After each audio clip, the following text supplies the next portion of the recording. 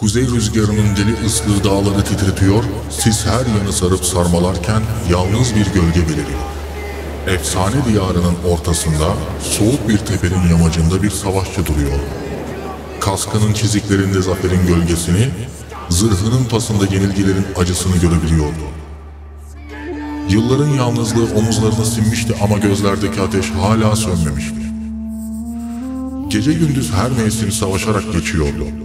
Kılıcı puslu şafaklarda gök gürültüsü gibi çınlıyor, çelik göğsü her saldırıda düşmanına yeni bir mezar kazıyordu. Zafer naraları boğazında düğümlenirken, her kaybedilen çatışma içini soğuk bir boşlukla dolduruyordu. Kurt ve kuzgun onun en yakın yoldaşlarıydı. İnsan sesi ona efsane gibi uzaktı. Kavgada açılan en derin yara, bir dostun elinden gelmişti. Asla beklemediği anda, en güvendiği kılıç kardeşi sırtından hançer sapladı. O anda tanrılar bile nefessiz kaldı. Kutsal yeminler paramparça oldu, ateşi sönmüş yüreği, küllerden yeniden doğmayı umdu. Sessizlik ve yalnızlık içinde kaybolmuştu.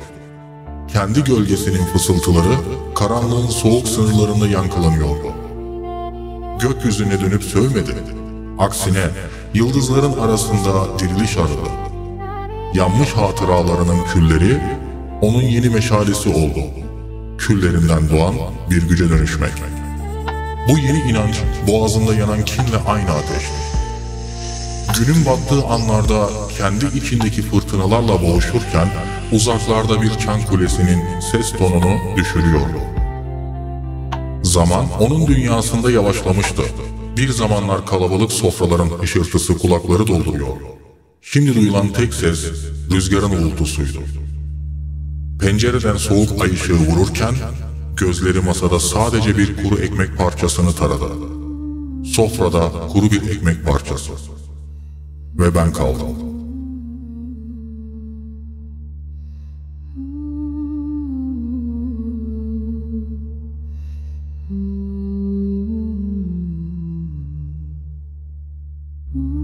Gece yarısı fısıldarım, gölgem bile korkar içimde. Uykusuz bir kalp atışı, her nefeste yalnızlık büyür. Selam dostum, bir umut dilendim kaderin kapısında. Yağmur usulca çisele, hatıralarım sular altında. Sol yanım boş bir ev, gölgem bile terk etti. Sessizliğim çığlık oldu ama sesim kime yetti? 18 yaşım erken bitse bile içimde kırık bir remix. Biliyorum zaman adil değil, acılar sis gibi sıkışır içime. Yemin ettim gitmemek için, acıya direnmek için.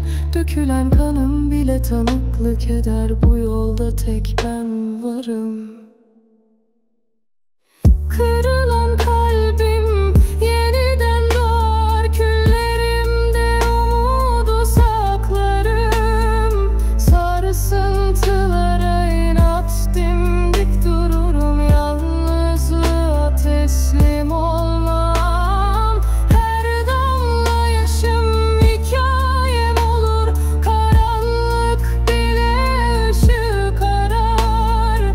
Sen duymasın feryadımı, ben kendime dost yaramaz sararım. Kahvenin duası uzak bir melodi, anılarıysa gözyaşımda yiter. Kasım'da bekledim ölümü, yaşamın acı yükü ağır gelir. Her cüzdanı çalana hırsız derler, kalbimi çalanı kim ne der? Şiir sessiz bir mahkum, adımlarım yankı olur beton zindanında.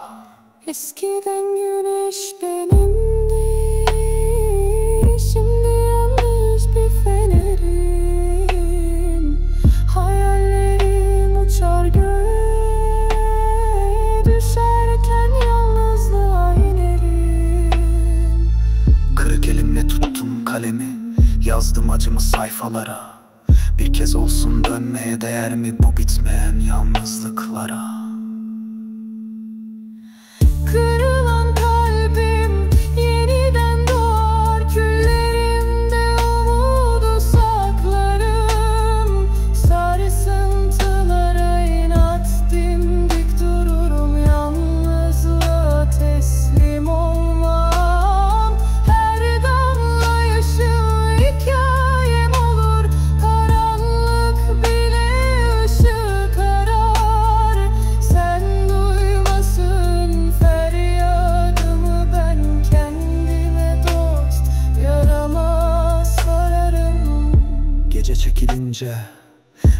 Belki donar bu fırtına, ama içimde bir kıvılcım yeniden doğar umutla.